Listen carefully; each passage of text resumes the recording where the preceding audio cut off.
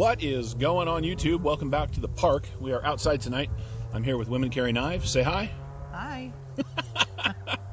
You know, sometimes we just like to get outside, and that means there's going to be a little wind noise and maybe some traffic noise, but that's the way it goes sometimes. Well, the screaming man is gone. Well, at least the screaming man is gone. There was somebody in the parking lot having a bit of a fit. On the table in front of me tonight is, well, it's the newest addition to my Chaves family. This is the Chaves Ultramar Redención Street.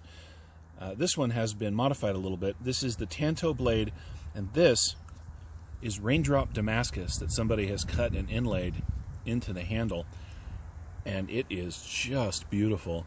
This is a bit of a user. The guy who had it before me clearly used it a bit. There are some snail trails on the titanium, and it actually came with a black blade, which has now moved over to my G10 Street because this just looks better.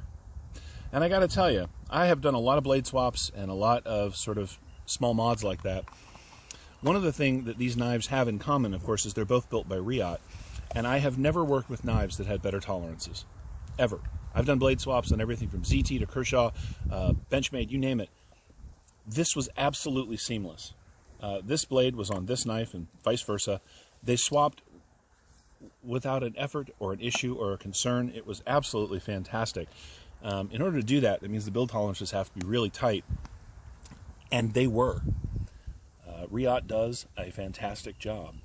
So what are we looking at here? Well, this is the full titanium frame with the Raindrop Damascus inlay. It is, as I said, the Tanto grind on the blade. You can see the difference here. This black blade is the drop point. It has just a little more belly and a slightly less serious curve backwards.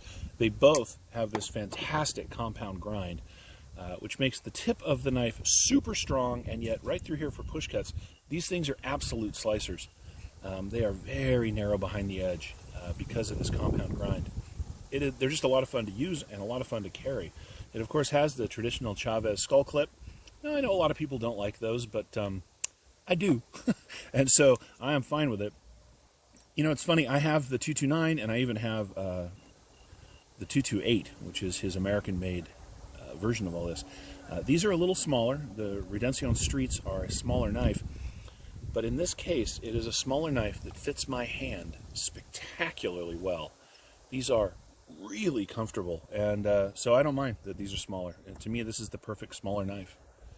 Yes? Oh, Women Carry Knives would like to join us. Oh.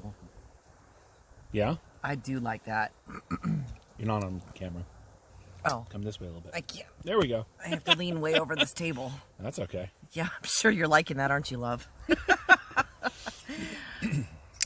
Oh. That is nice. This is a really good size for me. I really like it. Yeah. And the handle width on this is really good. I love the feel of it.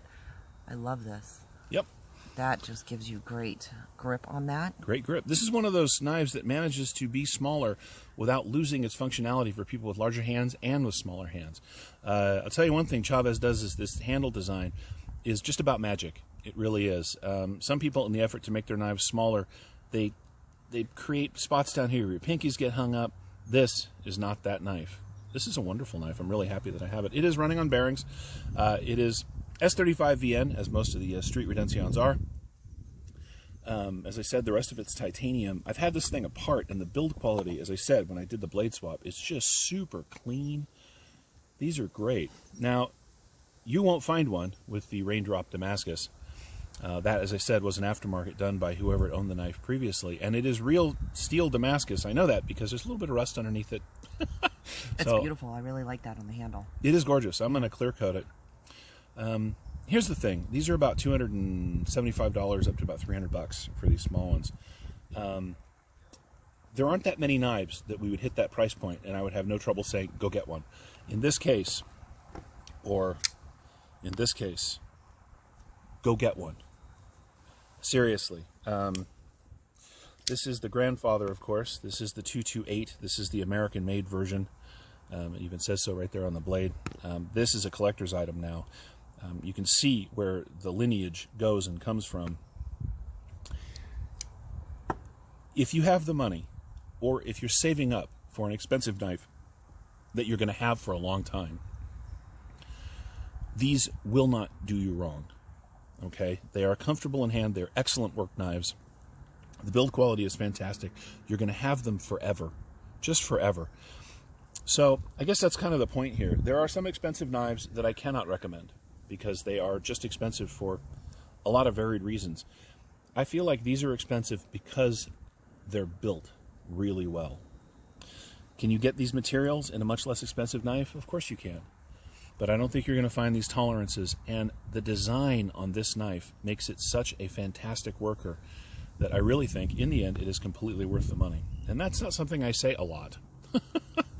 Women Carry Knives is over there shaking her head. I really don't. He doesn't. But this, well, of course, look, I'm a bit of a Chaves fanboy, I admit it.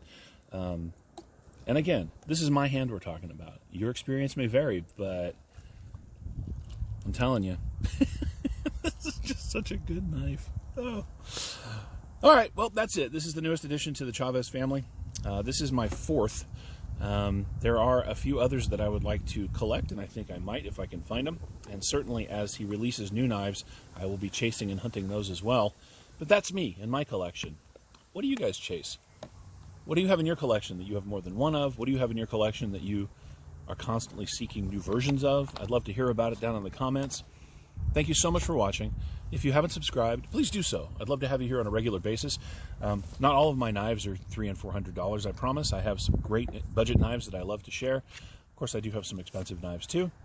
If you're already a subscriber, thank you so much. I love that you're here and I love that you're watching. Anyway, we'll see you next time.